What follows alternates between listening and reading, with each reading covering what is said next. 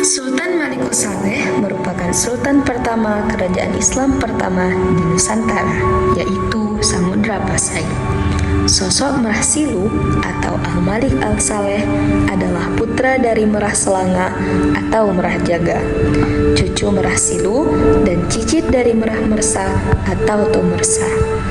Dalam catatan Ibrahim Alfian 2005, disebutkan dalam Hikayat Raja-Raja Pasai atau HRRP bahwa raja yang baru memeluk Islam itu diberi nama Sultan Malik Al-Saleh. Sedangkan sebelum masuk Islam ia bernama Merah Silu. Ia memerintah mulai tahun 1267. Sultan Malikus Saleh satu-satunya raja yang bisa membaca Al-Quran pada abad 13 dahulu. Beliau mulanya bernama Merah Silu, akhirnya bergelar Malikus Saleh yang artinya Malik yang Saleh. Pertanyaan ini sangat ambigu. Dia tidak bisa menjadi patron ilmiah sebenarnya untuk pertanyaan. Kenapa kita bilang bahwa Merah Silu ini adalah tokoh yang tidak bisa kita ilmiahkan? Yang pertama, tidak ada tokoh bernama Merah Silu dalam fakta sejarah, ya. Jadi nanti harus kita pisahkan antara fakta sejarah dengan legenda, hikayat, cerita tutur. Kan beda dia. Ada cerita tutur, ada hikayat, ada fakta sejarah. Jadi yang mau kita bahas pada hari ini adalah sebenarnya fakta sejarah. Apalagi kita mahasiswa yang memiliki belajar akademik dan berpikir tentang kritis, kita harus mencari otentik sebuah sumber informasi itu secara ukuran sebenarnya. Nah, di mana muncul nama Merah Silu yang sekarang katakan bahwa itu adalah nama asli daripada Malikus Saleh sebelum memeluk Islam, itu katanya itu hanya berdasarkan sumber hikayat. Nama hikayatnya adalah Hikayat Raja-Raja Pasai yang itu ditulis pada abad ke-19 Masehi, tahun 1800-an, di abad ke-19 Masehi. Dan jarak penulisan hikayat tersebut dengan zaman Samudra Pasai dengan masa Sultan Al-Malik Al-Saleh itu berjarak sekitar 400 tahun, ya.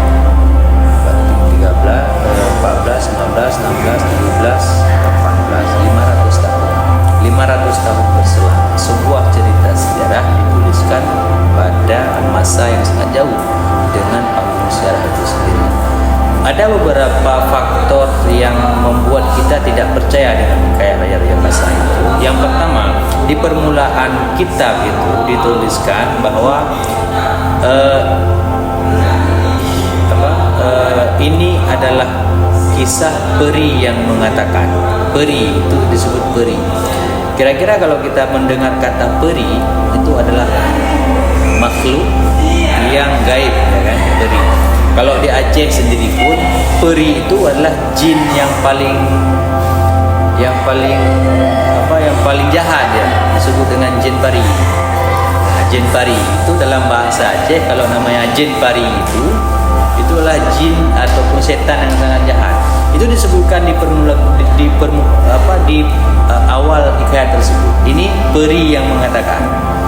Ini berarti jin yang sangat jahat mengatakan tentang cerita yang akan disebut dalam nantinya. Nah, di situ diceritakan bahwa Merah Silu itu dia adalah seorang yang bukan Islam pada awalnya. Di masa mudanya dia menghabiskan waktu dengan berburu, mencari ikan di sungai dan bersabung ayam. Nah, baik kan? Bersabung ayam. Dan di situ diceritakan bahwa Merah Silu itu ayahnya bernama Murah Gajah, ibunya bernama Rohtung. Ayahnya ini ditemukan oleh Sultan Muhammad dalam kerubunan gajah. Tidak tahu kita siapa kakeknya kan? Kalau ayahnya ditemukan dalam kerubunan gajah. Jadi tiba-tiba Raja Muhammad ini datang.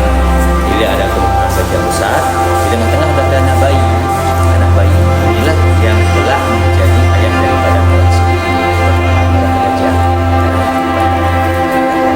Ibunya Merah Silu ini dinamakan dengan Rohtung. Ditemukan oleh Raja Ahmad. Ini Raja Ahmad ditemukan dalam rumpun bambu.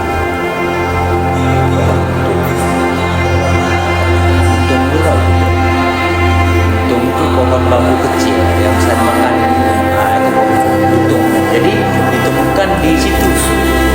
Jadi kan udah sama nih cerita ayah dengan ibunya sama-sama ditemukan. Itu cerita dalam hikayat ini ya. Nah, yang ketiga, beliau itu masuk Islam karena mimpi. Jadi pada saat mimpi didatangi Rasulullah dan Rasulullah itu meludah dalam mimpi.